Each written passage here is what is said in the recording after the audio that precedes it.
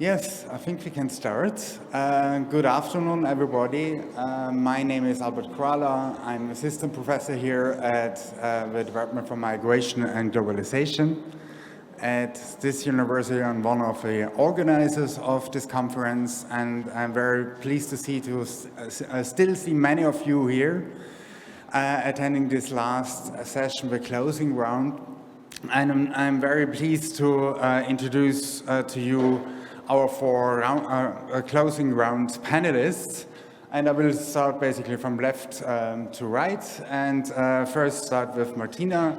Martina Tazzioli is an associate professor at the University of Bologna, who did a PhD in politics, received from Goldsmith University in London, and is working on the crossroads of political geography, critical migration studies, and border studies, and political philosophy. She is the author of Border Elisionism, Migration Containment, and the Genealogies of Struggles, the Making of Migration, the Biopolitics of Mobility at Europe's Borders, and Spaces of Governmentality.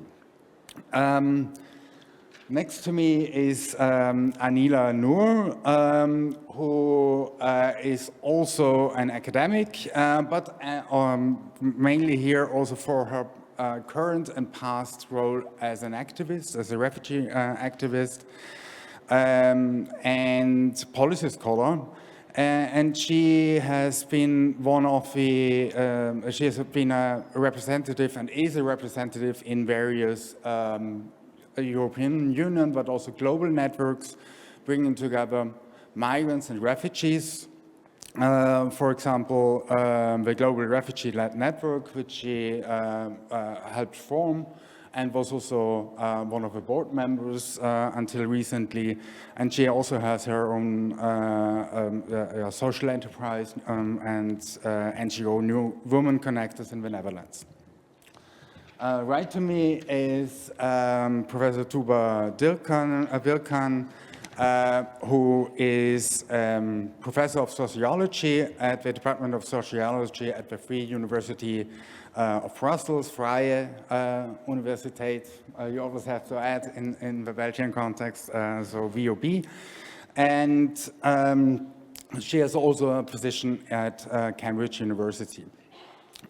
She's an interdisciplinary computational scientist who works a lot with quantitative data, with big data, with new forms of information. And her research interests cover a wide range from migration inequalities, social and public policies to new methodologies. And last but not least, we have Nando Sigona, who is a professor of international migration and forced displacement and director of the University of Birmingham's Institute for Research into International Migration and Superdiversity. He is the coordinator of one of the 7 Horizon projects, the ICLAM projects, looking at conditions of irregularized migrants in the labor market, and also more general labor and living conditions. And he has numerous publications, including a book on undocumented migration within and beyond citizenship. And what we would like to do in this roundtable is to take a little bit stock of what happened in this conference, but also look beyond, to look at the state of the art of this field of research and also practice addressing in one way or another irregular migration. And what I would like, before going into the questions, just let me add a few comments from my side on what we have seen in these past 3 days of this conference. We have started with a broader critical reflection on theoretical, conceptual, and epistemological and ethical questions in the keynote speech and the first roundtable yesterday morning, and also how to engage with politics. We have heard critiques of a binary category, irregular, regular, and irregularity as an expression of a more inherent unpredictability of migration, and uncertainties that are part of migration and migration governance as such. We have also heard about colonial legacies that inform the debate and this binary between irregular and regular. And we have heard a lot of a wide-ranging array of different empirical insights into practices of stakeholders, policies, policy impacts, methods to study different aspects of irregular migration, about migration aspirations and migration processes, about the nexus of forced migration and irregular migration, regularization, return, smuggling, and so on. So we have a very rich body to build on, but what does this mean also in terms of what we know about irregular migration? How much what's the state of the field, and what could be or should be also future research directions, aspects that we should look into more? What are the gaps, the blind spots that we are having? I would like to invite Tuba first to introduce your comments and ask you to stick to about 10 minutes. Thanks a lot. Thanks a lot for the introduction as well. It was a great pleasure. I've been at IMISCOE conferences at different times. We are very much used to the annual conference to be very large and very comprehensive, but I have to say that with the less number of people, we've had a super rich and fruitful discussions and presentations here today. I was super amazed, and let me appraise a few things if I can, because that definitely requires some, let's say, compliment, that it was a super diverse environment from various aspects, and I think it's super important. I'll leave the ethical part aside, but we've had so many different seniorities here. We had a lot of junior researchers, senior researchers. I think it really enriched the discussions with the presentations and the questions coming along.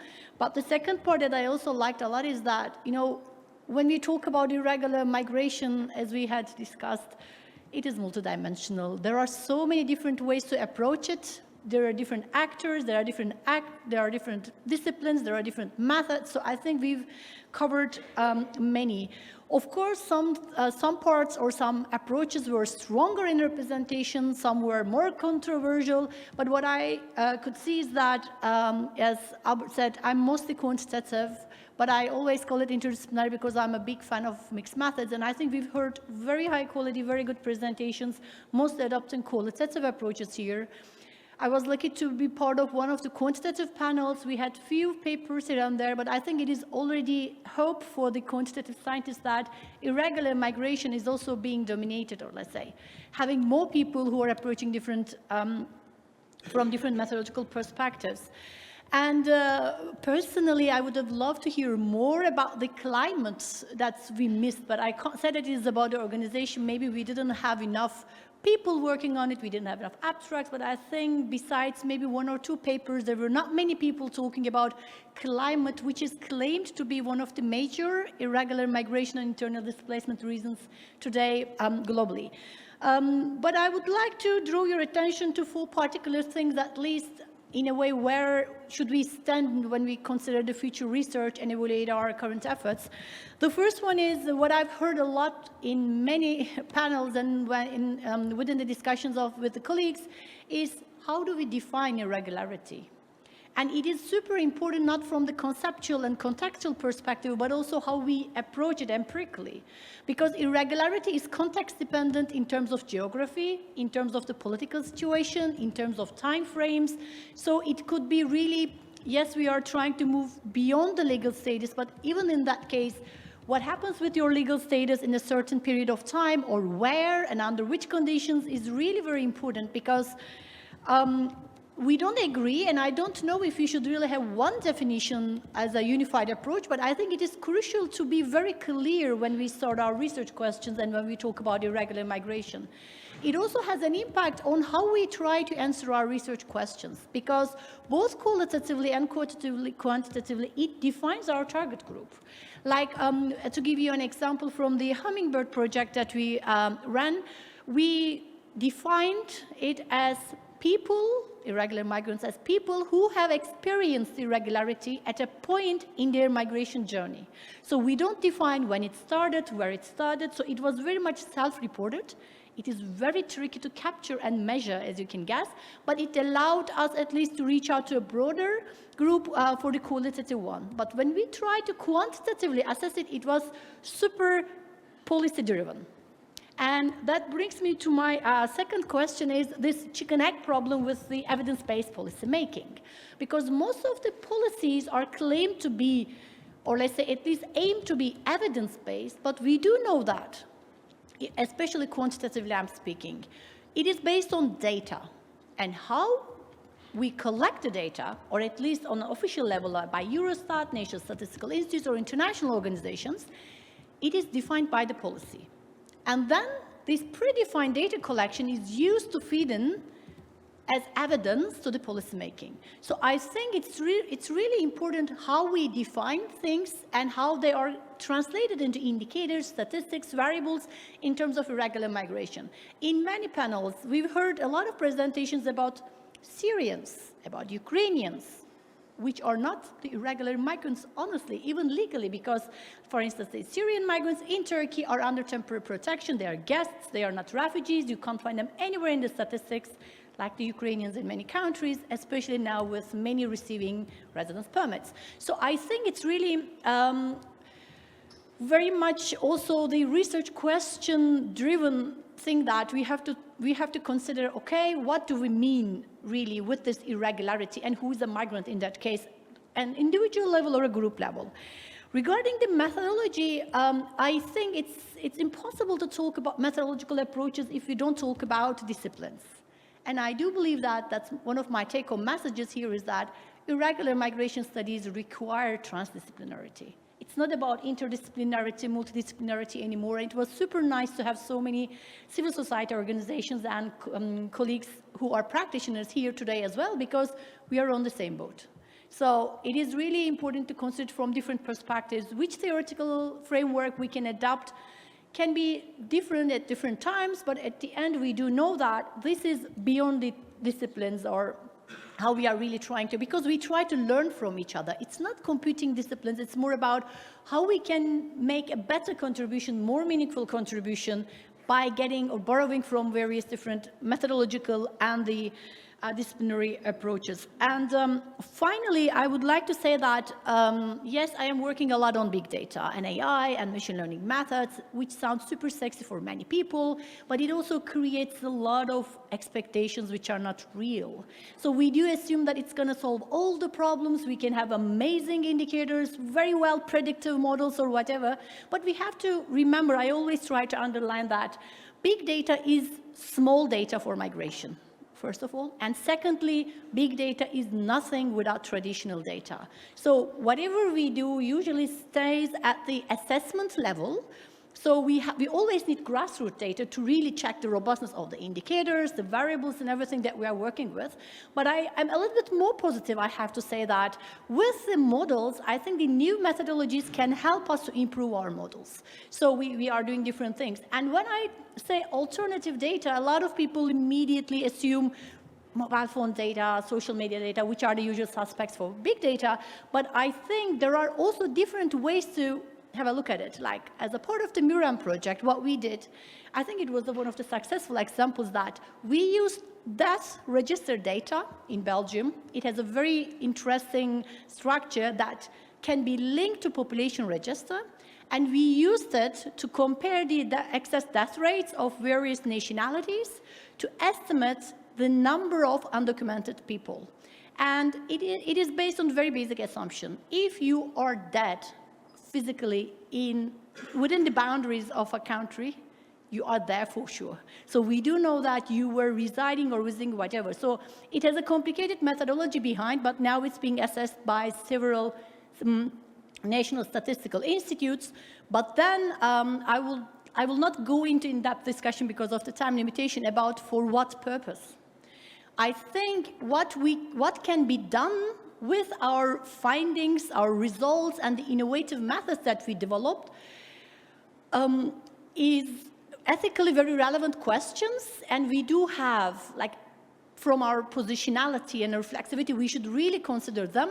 But on the other hand, it doesn't mean that we should stop doing things, or we should stop trying to provide better understanding, better models, better indicators, because these are the major input for the public discourse, for the political discourse. And I think visibility in that terms, what we can do, can really work pretty well. And one of the outputs, again, from the MIRAM got a lot of attention because we created a data set and it was on The Guardian and everything. So they said, look, the numbers are not as high as like claimed to be. So I think we can also provide some evidence for the ongoing discussions, but I am also very much aware of our limits, because raising awareness and talking about facts don't necessarily mean that we are super impactful on the policymakers or the politicians. But on the other hand, which brings me to last and concluding point about working on irregular migration and irregular migrants is not the right way to go for future. We have to work with them.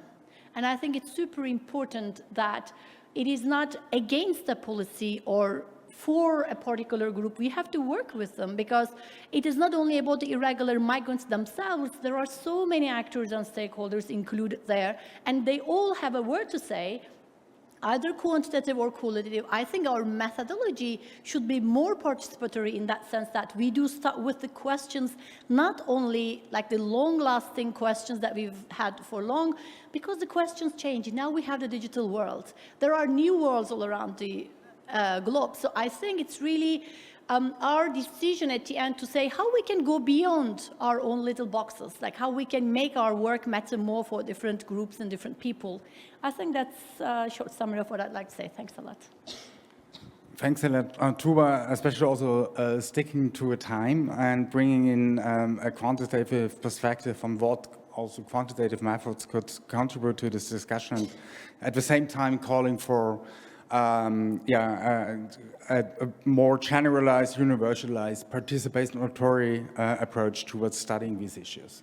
I think just one thing that I still wanted to comment on, because you mentioned these estimates based on mortality data and what it can contribute to the public discussion. I think one of the findings here in the Belgian case was that the non-registered EU citizen population is actually twice as high as the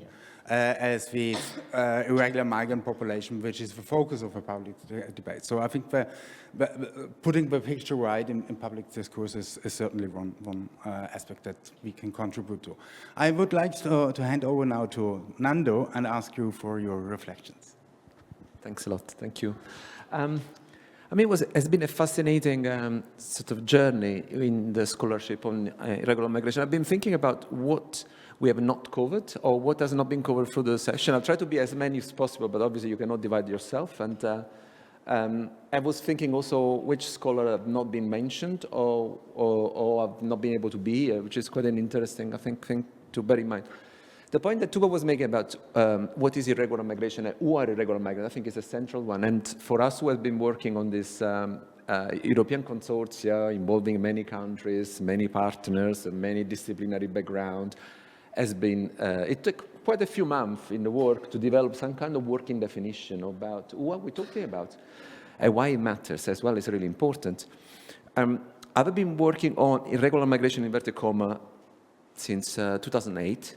My first project was in Oxford or Compass around these groups, and we worked with people, lived experience, tried to find out and digging. And at that point, we're still already talking about the binary, legal, illegal, you're not allowed to, no one is illegal, use irregular, then undocumented, you want to talk to your US colleagues and they don't really understand the word irregular, but you have to use the word undocumented. Some people would use clandestine, but that's only the Italians do it. Then it's interesting, then you start to use precariousness, and there is the amazing work that Lewin has been doing for years that has been an inspiration. And why it was an inspiration? It was because without falling within this category of the binary, of the legal and illegal, was actually highlighting a process. Two things. I mean, that's my reading of that, in that sense. One was that it was bringing immediately the emphasis on the political economy of irregularity, so bringing the work exploitation dimension in the labels, in the migration system, and why people were left or put in a position of vulnerability and exploitability. And on the other hand, also, by emphasizing this precariousness, was refusing to provide a definition, was refusing to work with the clear-cut boundaries. And why is it important today? In the last 3 days, 4 days, so if you read, I was looking at The Guardian, we had Jasmine Money, a Canadian national, ending up for a week in prison in an immigration detention center in the US. We had Fabian Schmidt, a German national, with the green card in the US, ending up for weeks in the detention center. It's not clear what was the reason for he was being in the detention center. We have had Mahmoud Khalil, again, green card holders, an American national wife, now at risk of being deported and removed from the country. Okay? So what are these examples about? But then there are many more. There is actually, we were doing, as part of the iClaim project, we are doing a field work in Birmingham, and one of the questions that we want to talk to NGOs, there's one in particular that every morning in the week has got 100 people or more just queuing at 6 in the morning for free legal advice. Why they're there? Because there is no other free legal advice in UK. It has been cut. All legal aid has been cut. People are there. So we went to talk to the people and to the caseworker. And we asked, so what, these people? Are these irregular migrants? I said, no, these are not irregular. These are all people that are regularly residents and they really struggle to renew their visas. Why they're struggling? Because now they may cost, for a family of 4 people, it may cost £30,000 to renew your visa. If you want to have your spouse to come back, you have to demonstrate an income of over 38,000 or even more. So the point is everyone is not irregular, but everyone is irregularizable. Everyone is irregularizable. This is where, for the iClaim project, we are really working not just on the concept, the idea of irregularized migrants, which is interesting to highlight how some forms of migration on some people are irregularized in the narrative, but also highlighting the vulnerability of everyone. The green card holders, the dual nationals that we've seen all the debate around, for example, the birthright, the removal of birthright citizenship, et cetera, et cetera. But then what is the implication from the point of view methodologically? Who do I interview? I mean, in my previous project, I've spent months trying to find these irregular migrants. I mean, going around, people that at the moment of the interview, they had to be irregular, no papers, sans papier. But then, if I interview people in those conditions, I miss all the story. I miss all the story about the regularizable. I mean, so this is why the methodological, thinking also the methodological implication is important, because for the research now, we are working with the people that queue in front of the shop. We try to get those stories in and really highlight the process of production, which was very visible in a number of the presentations we see, the production of irregularity. And I really appreciate some of the presentation where the emphasis was on the really the minutiae, on a specific scheme, a temporary protection or a caregiver schemes that actually produce specific vulnerability to end up as an irregular person, rather than just the generic sort of term. You know, that is in the details, in the mechanism that basically we end up in this situation. And the other thing which is interesting here, also methodologically, as part of the iClaim project, we just published in the last few weeks a series of country reports on the narratives on irregularity by media, politicians, and civil society organizations based on corpus analysis. We have done in UK alone over 7,000 text analysis, so use quantitative and qualitative methods. I'm not going to go into that, but the point is, one of the elements that emerged from the comparing this work is that the way that in Europe, in media politicians talk about irregular migrants, the dominant narrative is around the border, the irregular border crossing, the boats, etc. So the majority of the narrative and the way that we respond, including from some of the civil society organizations, that actually what you found out is they are weak, they are unable to create their own narrative. We are looking for alternative narrative. We are looking for counter narrative. The reality is that most of the NGOs just basically play with the terms and the vocabulary that they are given by the hegemonic narrative. But the point is that if we accept that continues to focus on the border crossing, even the people that die at sea, we are completely or largely misrepresenting something that the research has been showing for years, that in many countries, the majority of the people with irregular status have visa overstayers, or people like the one I was describing before, people that become irregular as a result of a change of legislation. In Italy, there is all the example of the special humanitarian visa that suddenly they get taken away, and the people from one day to another become irregular.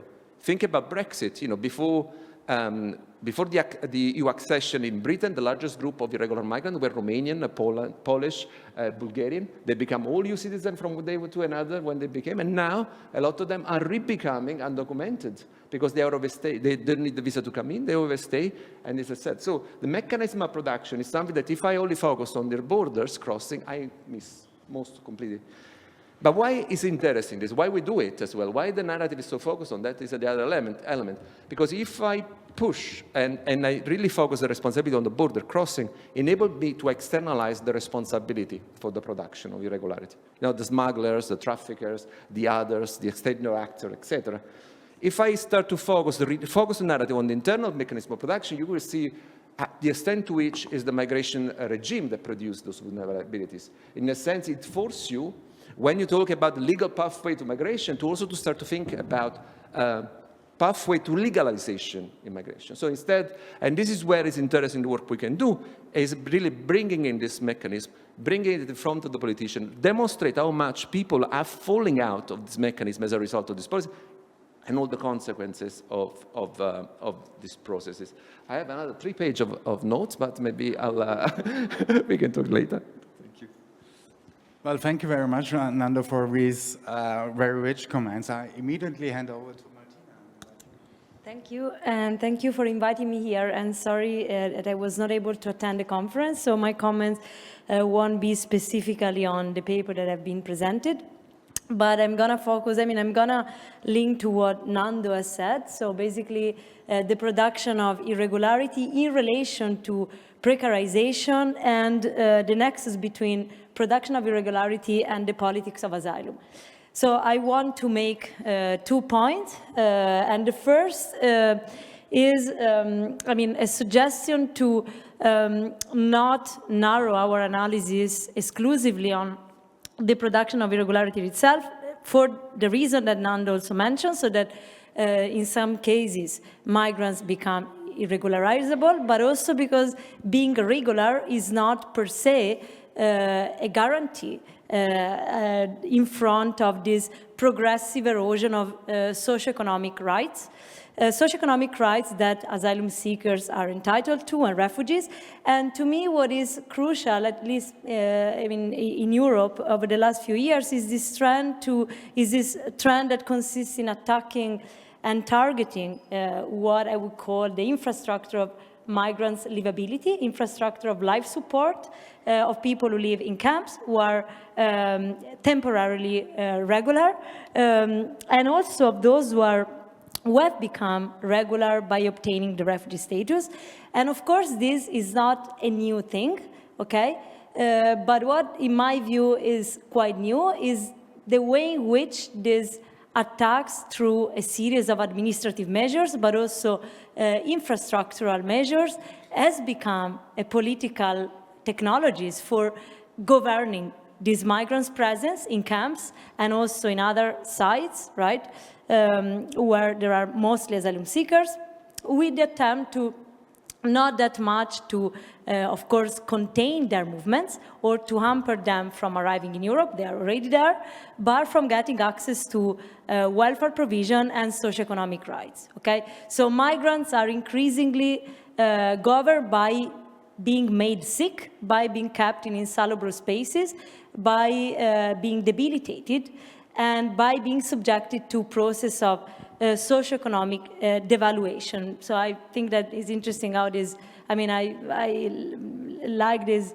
verb in English, to the base, that capture precisely this twofold dimension, this economic dimension of devaluation, and at the same time, psychological and physical debilitation of life.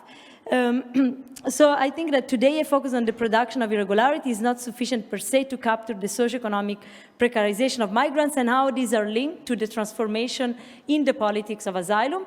And what I mean by that is this governing by dismantling any infrastructure of life support, but also, second point, by preventively illegalizing people in the sense of making impossible for them to become asylum seekers or to remain asylum seekers entitled of certain rights, in particular socioeconomic rights.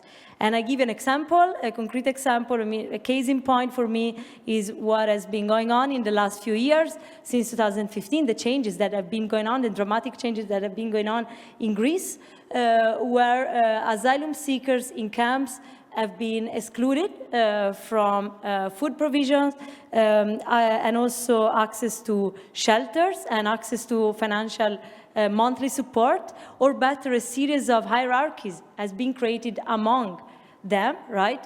Including, so this goes exceed the production of regularity and irregularity. So both those with refugee status and those who have been rejected, right?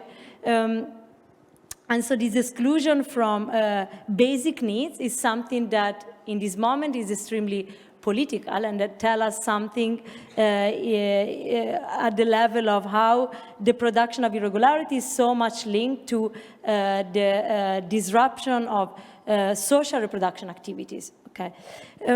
So a focus on the dismantling of infrastructure of life support, in my view, pushes to unsettle the binary position between regular and irregular, and to analyze, quoting Sandra Mezzadra, the production of irregularity within a wider analytical framework that takes into account the transformation of contemporary capitalism from the point of view of living labor.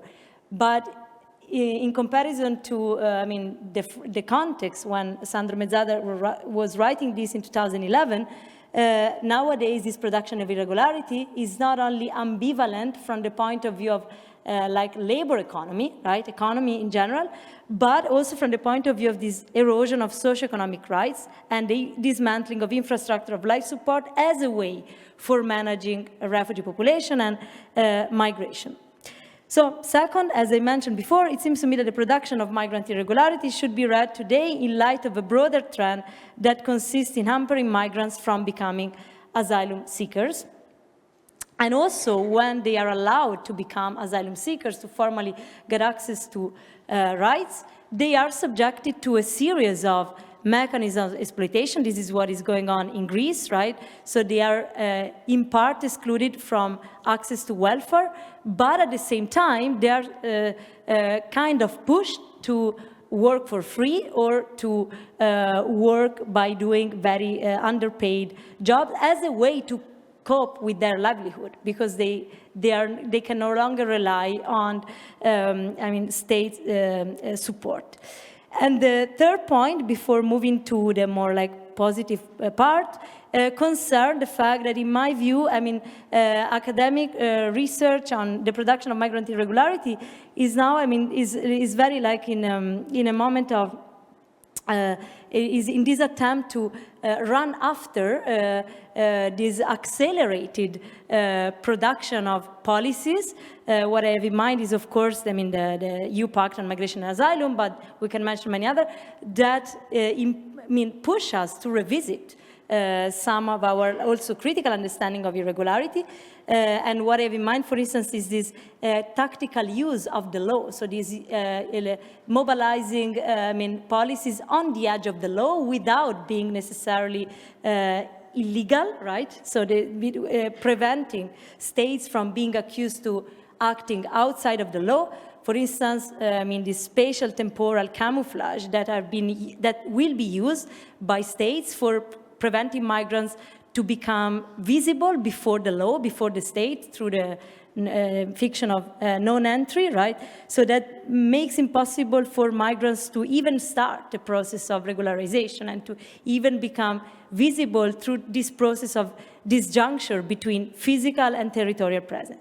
So regarding what we can do, I think, to me, what is interesting, maybe coming from like a more critical migration scholarship, critical migration research, is to try also to move beyond this debate on so-called reflexive turn in migration studies has been extremely important in the last few years that try to also unsettle this binary opposition between regularity and regularity, but as standing in a way to remain entrapped on an exclusively epistemic level and to flatten the question of the production of irregularity on that categorical level. So I think that there is a need, even from within critical migration scholarship, to push this debate forward by pointing first to the materiality of migrant struggles, but even claims, right? And these claims are cannot be reduced to a matter of regularization,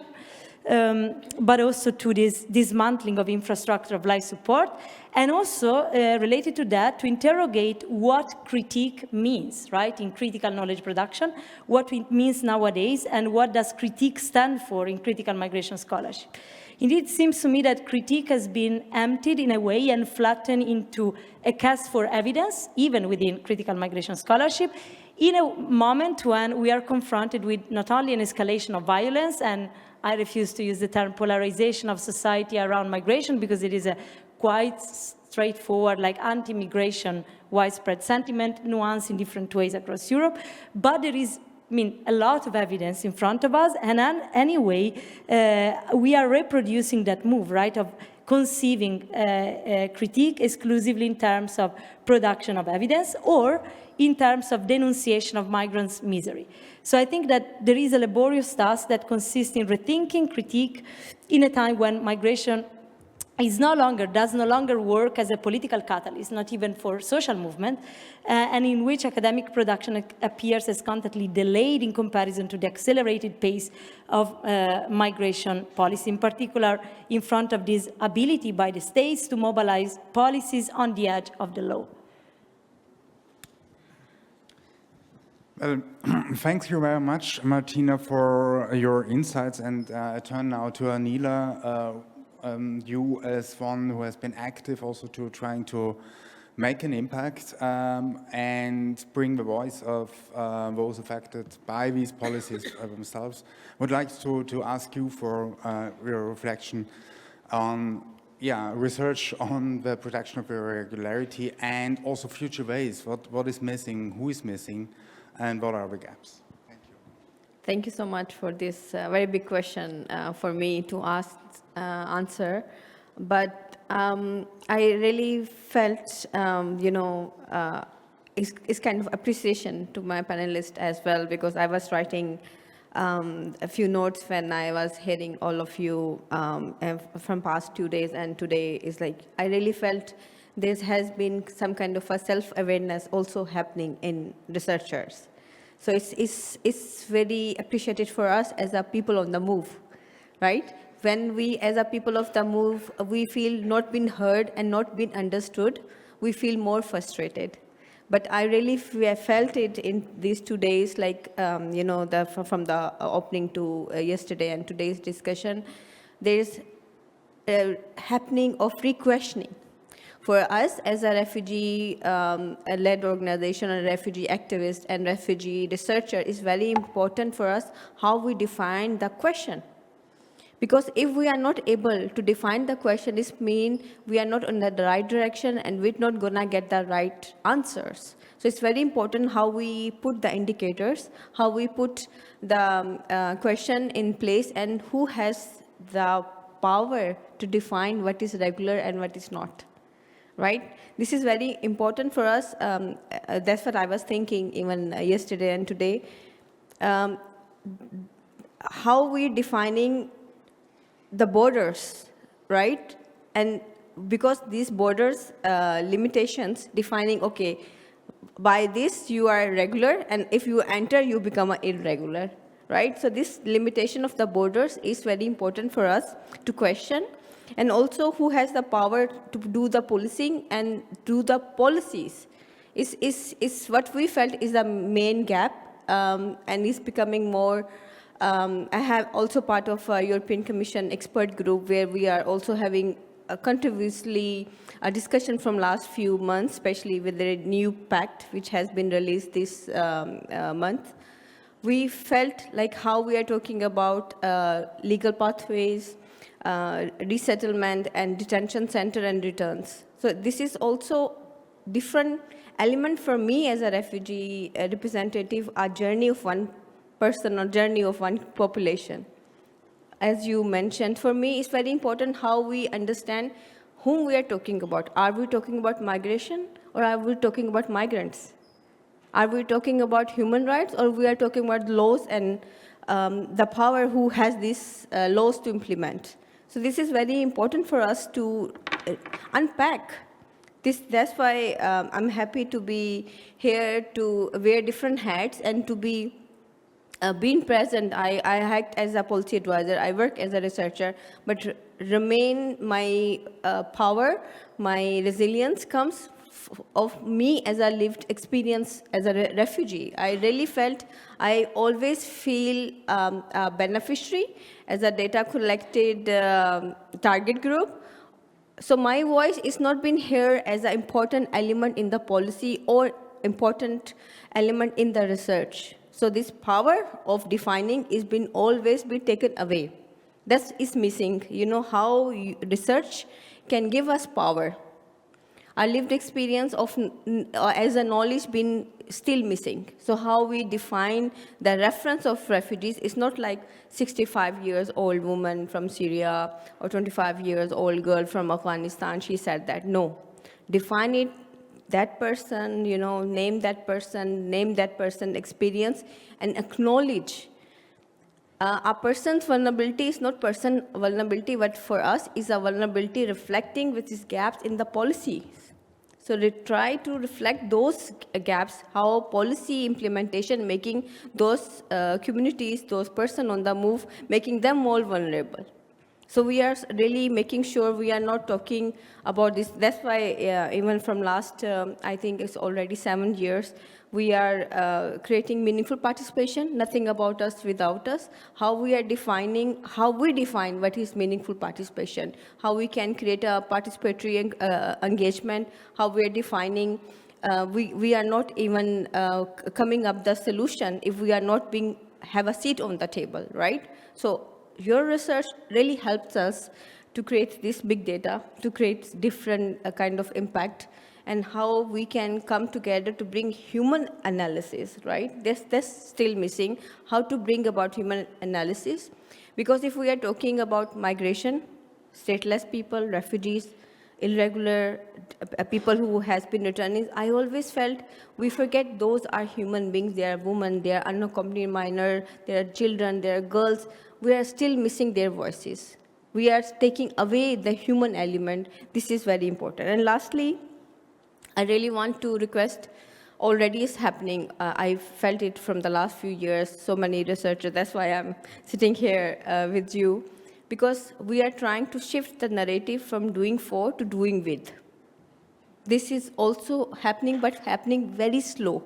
So how we can bring this analysis, I have been produced different kind of, some kind of small blogs, but sometimes I really felt how we feel this distance from researchers, how we can make this gap close and how we can co-write together, how we can co-produce together some kind of book, some kind of, there's a one book which research we did in Beyond Consultation, how we don't want to be just being invited to interviewed, not being invited only to speak to our story, but how we can rewrite our journey.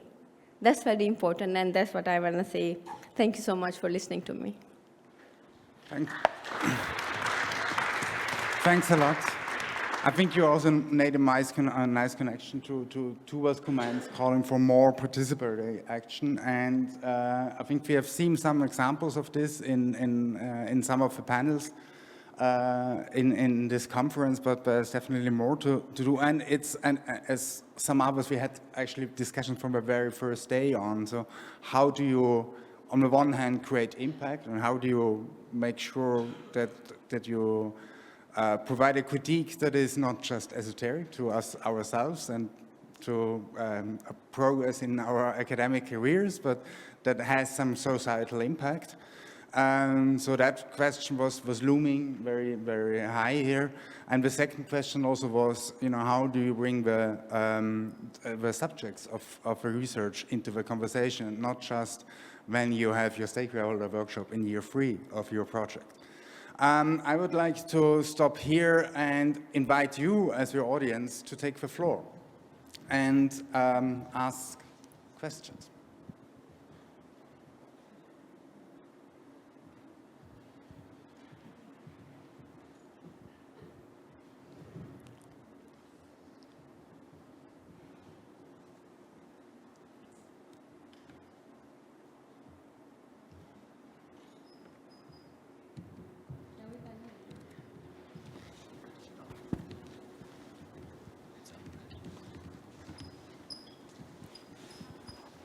Hello, hello. Okay, yeah. Thank you very much for your inputs. My name is Jo Matome. I have a quick question to Martina Tazzioli, because you said that we need to rethink critical border studies and our critique in general. So I was just, for me that sounded a bit vague, because I was trying to understand then what does that mean, what would be the next step. Well, yeah, like then it needs to be followed up by something, and yeah, I just didn't know what that meant. I think Louis was next, huh? No? Okay. Hi, my name is Diego Bunge, and I used to be an academic, but now I work for the Home Office. I'm a researcher in the Home Office, which is the Department of Interior in the UK. And I'm a part of a research body. There's probably 600 of us, 600 researchers, different professions, economists, statisticians, social researchers like myself. And there's probably around 50 that work in irregular migration, either directly or indirectly. And of course, I mean, we're here, it's testimony that we're actually quite interested in this. This has been incredibly enlightening for us. This is something that we really want to engage with. We really want to learn. We're not exposed normally to this kind of research because we look at our systems. We try to see if the systems are working. Clearly, they are not in many cases. But that's what we're trying to sort out. I think we can be a channel for this research to bring to, not necessarily to the politicians, I think we're a bit distant from them, but definitely to the policy and operational colleagues. So I guess the question is how can we engage better with you, with academics, and obviously it's the offer of and Nando, of course, with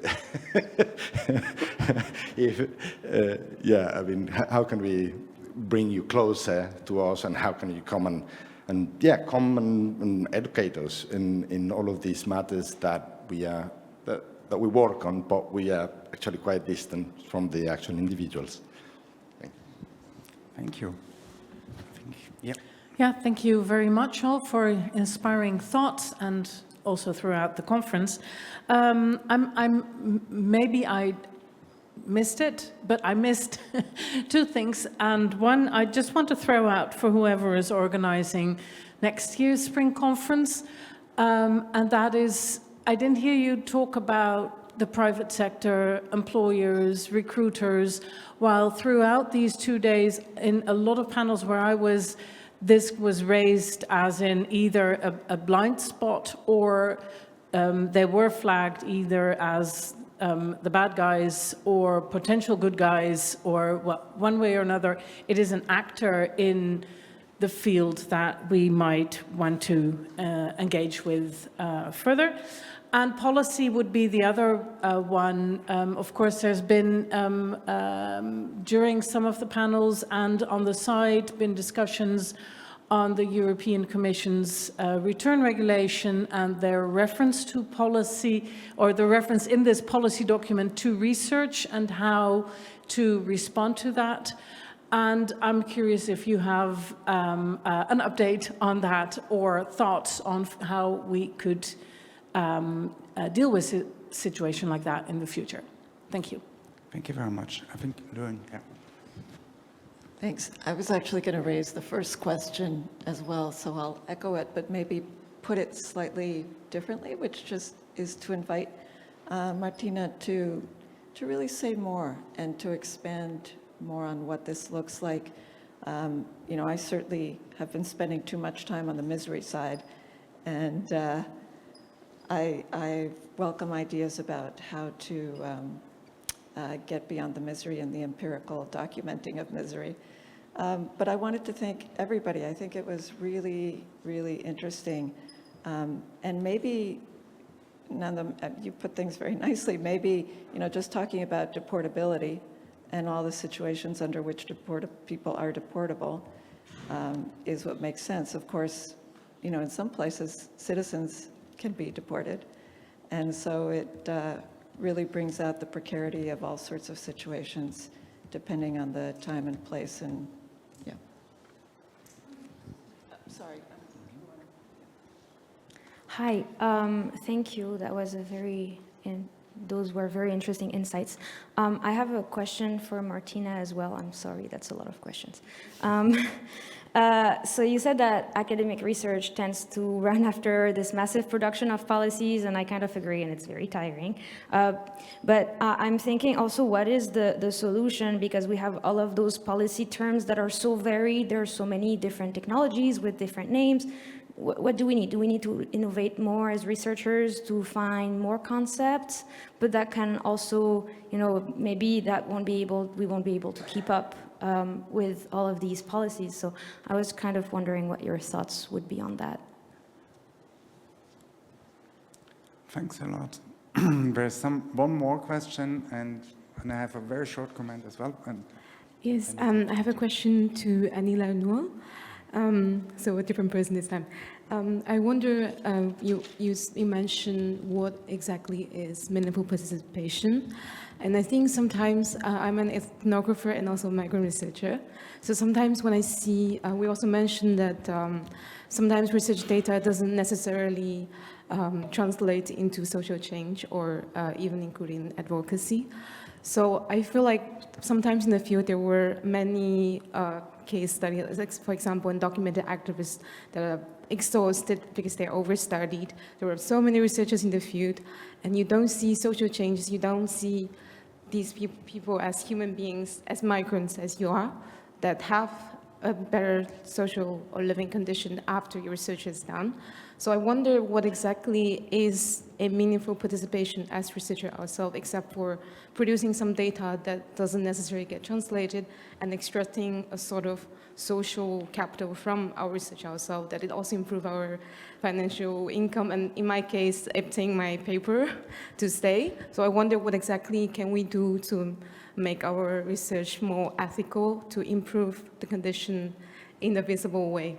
So it's a question to Anila. Thank you.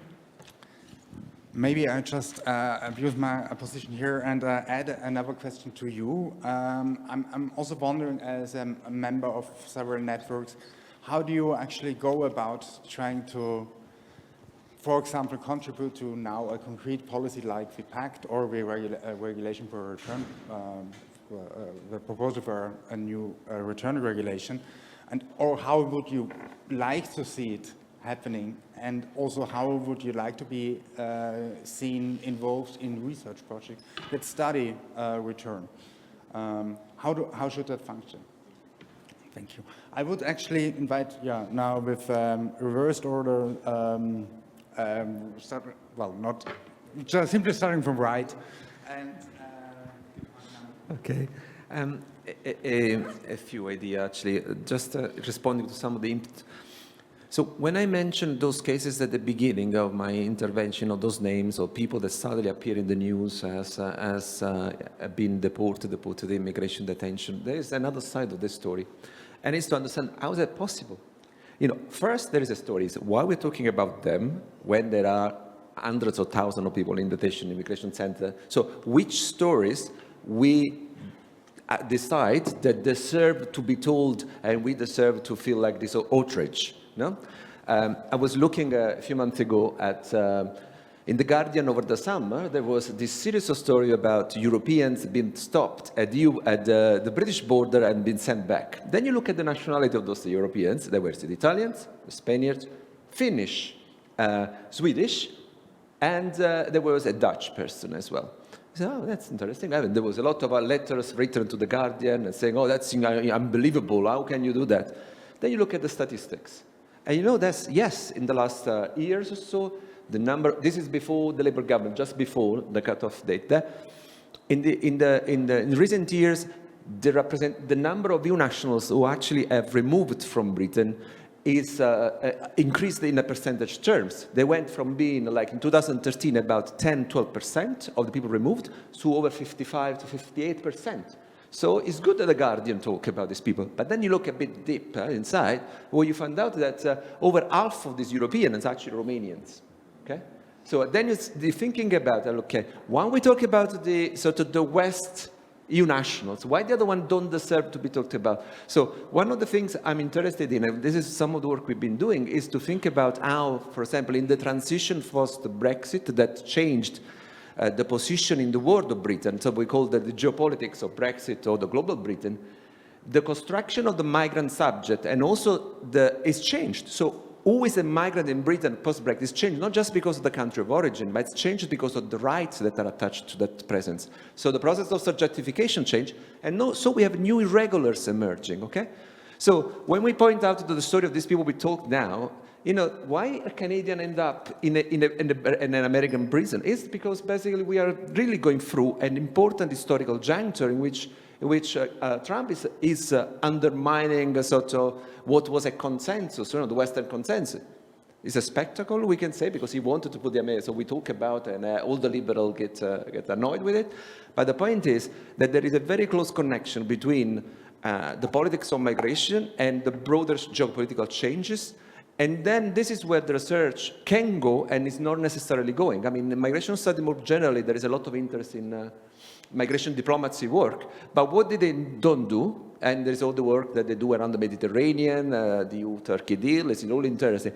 What they don't do is to look at what's the biopolitical implication. You know, the geopolitical people look at the negotiation and how we weaponize migrants. What are the consequences of people is a missing link that I think is really important to make, and this is an area for the future, so I want a bit more positive, where we can direct some of our work.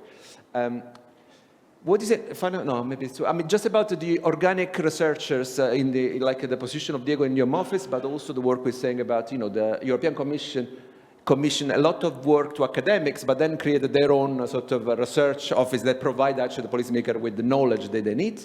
During the refugee crisis, there was a boom of organic research in all the major organizations, UNHCR, IOM, MSF, all the one basically wanted to create a knowledge which was feeding their own position within the debate. Even Frontex had their own researcher producing knowledge on migration. So what is interesting here to understand, again, the emphasis in the conference around knowledge production has been really interesting, but I think we need to do a further step, really understand the dynamics of what is actually produced, why, what are the agenda served, and why would something happen. Okay. Thank you. I'll be pretty quick to give the real question honors. Time. So first, I'd like to also reflect on this, how to collaborate better with the practitioners and others. We try to do it a lot, but I can also list what we have been faced a lot. The first thing is the conflict of interest.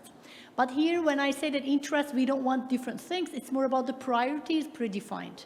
Academics write 20s of pages of articles, which is not enough. The word counts, usually limitations, how we identify themselves, but practitioners and policymakers, they want a pager to really see what can I do with it, what can I get with it. So scientific production doesn't necessarily mean that we produce input for the practice. So there are different things, and I think many researchers are not trained in how to translate what we find into actionable steps. And the second one is the theory versus practice, which is aligned with that. So we are really into scientific contribution, and it's a knowledge production.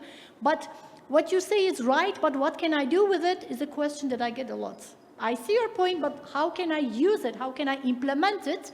because there are a lot of nuances, we based on cases, and like the real problems that the practitioners are experiencing might be different.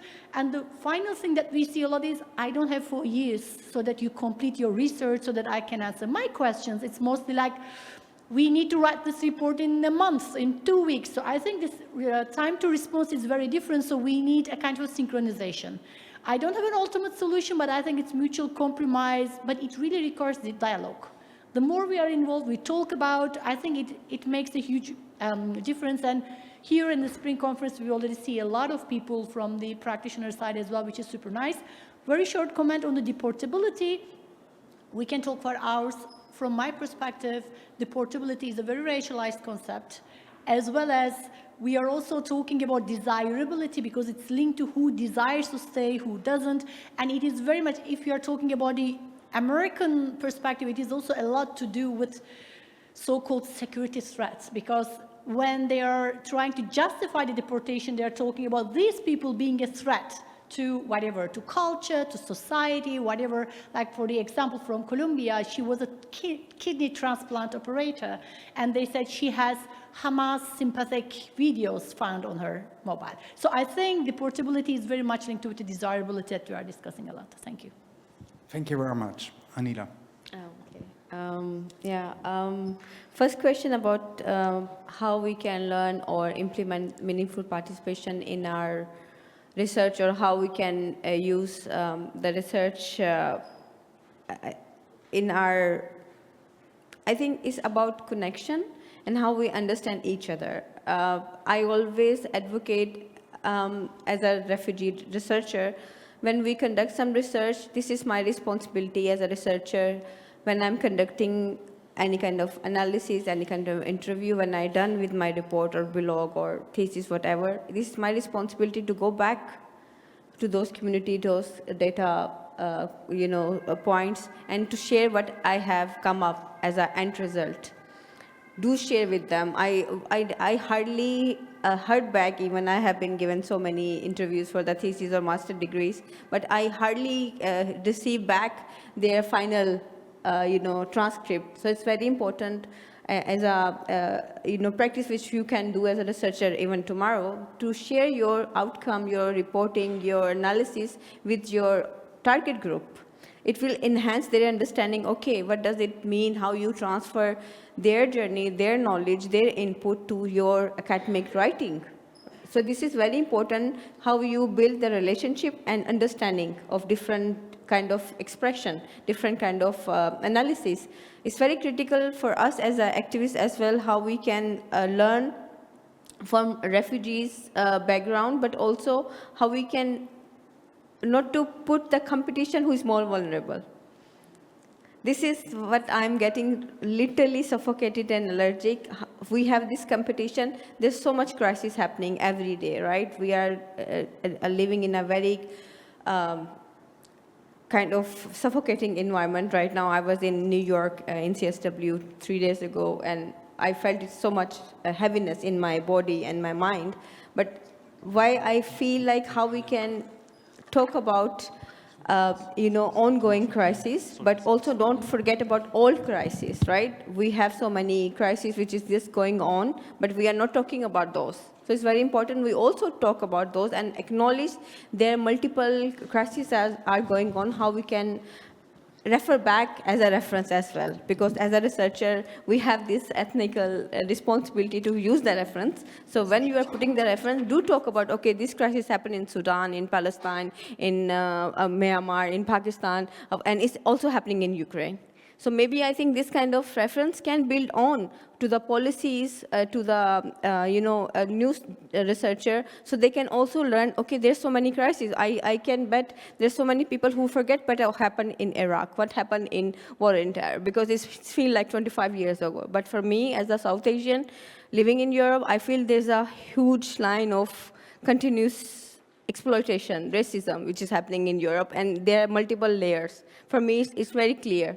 But I can't define it to my children, to next generation. So that's my request.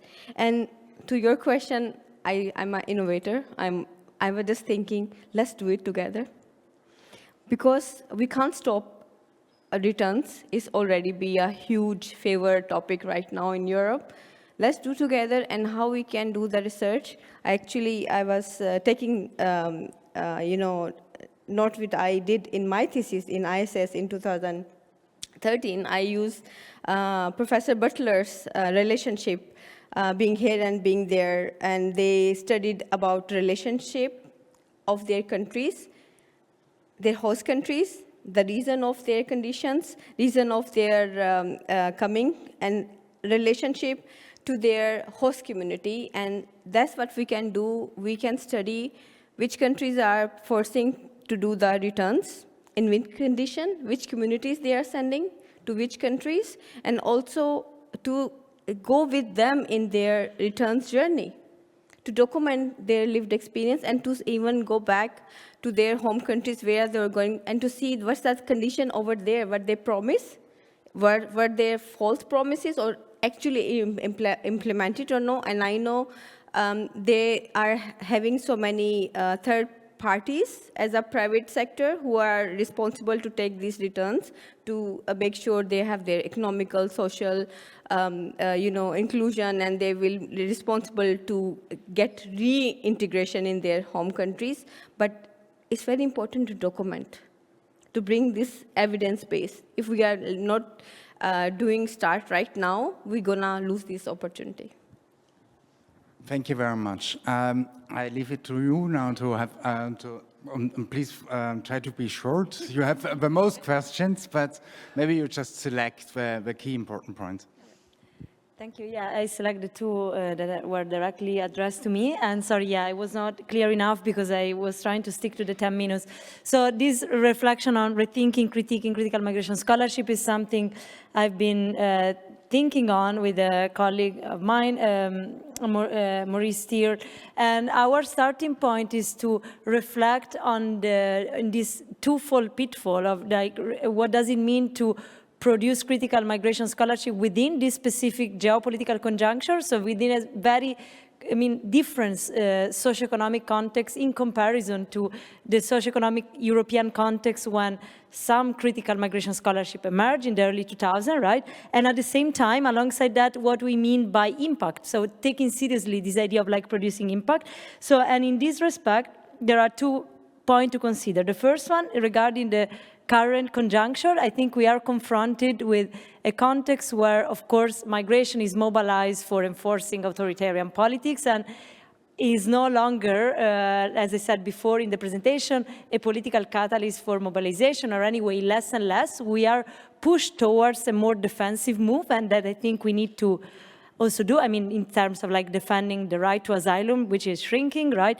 So there is this defensive move that, however, reveal, in my view, deeper transformation that should be taken seriously into account. So when I say we are running after policies, what I mean is that we shouldn't cope with that rhythm, with that pace, no?